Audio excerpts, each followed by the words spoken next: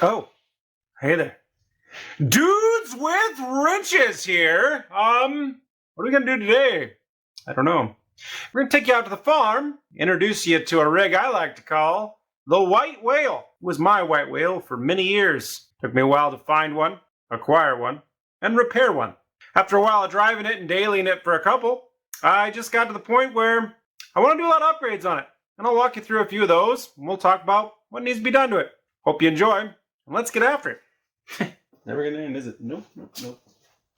Alrighty, boys and girls, we got ourselves here a 1968 three-door Suburban.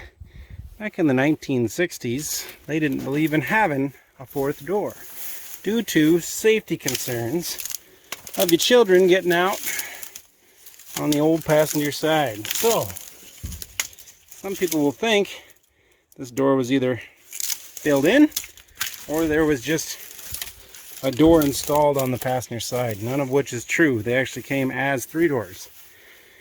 This is a pretty good representation of one. It's spent a lot of its life in Arizona, so it's not completely rotted out. All right, pop the old hood.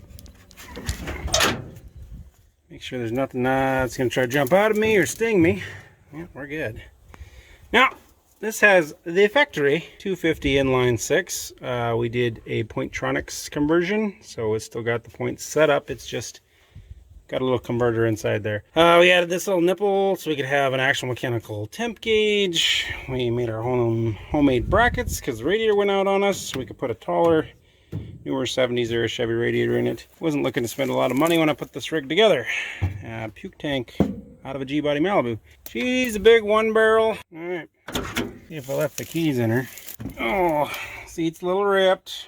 Had some nasty van bucket seats when I got it. Did a little restoration on the dash. Got that glove box out of a different unit, so they kind of match. It's a good looking thing. That's the Oldsmobile old radio. Good thing I didn't leave it in gear. Sometimes the clutch gets a little stuck on this thing, but I'm gonna have to go find the keys. So let's go do that. Alrighty, well, I found the old keys. Let's see if we can fire this old girl up. Pump, pump, pump, pump, pump, pump, pump.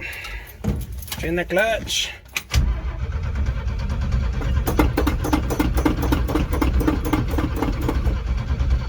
Da, da, da, da, da, da. Come on, baby. There she is. She's a champ. You can't keep this old girl down. Probably could have used the choke and it would have worked better. Forget it actually has a choke. Everything I do has the old mechanical choke. There, that'll run. Pull out the clutch, see if she'll come out without trying to jerk forward. Good deal. The tires are flat. That tire looks flat. Never had this headliner piece falling down before. Here's my four-wheel drives. This thing's got a classy 202 Rockwell transfer case. It's rubs right on your leg while you're driving. You know, it's classy stuff. She's got a SM465 4-speed, and she works real good. Let's just see if I can. It's manual everything, so I got to drive her out of these holes with a flat tire. Come on, baby, get out of the hole. She'll get there. Come on. There she goes. You don't need air in the tires. Come on, baby. Manual steering your way over there. I do have all new heater controls, and I put a new heater cord in. I just never got around to doing anything else. You can see in the back, I got a half bench, so you can get in the back. I do have the third row seat. Right now, I've just been throwing like this go-kart in it, and some wheels, and a cart, and all the fun stuff. Granted, she needs a little bit of rocker work. That's not nothing terrible. Quarter panels are in really good shape. That's the big thing about these, is if your quarter panels get all rotted out, good luck. You can always get a box side and graft it in, but you better be good at some body work. They do sell all these pieces, and they do sell everything along the bottom of here as a replacement, so you're good there. One main thing I don't like about this truck, and never have, is it's a 68. It's got that marker light right there, first year for it. Really doesn't do anything. There's not even a bulb behind it. It's completely worthless. I'd like to get a set of 67 front fenders, or just metal that one in. It does have this little whoop-de-woo. It was a trail rig for somebody for a long time. There was a lot of fishing rods and shotgun racks and crazy stuff in here. But Hood's a little woobied too, but nothing terrible. It could all be repaired if you really wanted to. I really like this grill. I do have a replacement grill for it. That one's a little dented. I got chrome bumpers for it. Just need to get some fenders. It's real dirty right now. She cleans up a lot better. It's got this really good crease down the side of it. Body work that out. I do have a spare door, but that can be fixed. Like I said, I do have a tailgate. When I had her up and going, this was a daily rig. I actually drove this thing all the time. And then just kind of got tired of all the things. It's manual brakes, manual steering, inline six. She goes, but she don't go fast. The front drive shaft was giving me a problem, so I took it out. So it isn't even four-wheel drive right now. I didn't want to have it rebuilt. You can see by the front hub, it's got a seal leaking. It's got a steering box leaking.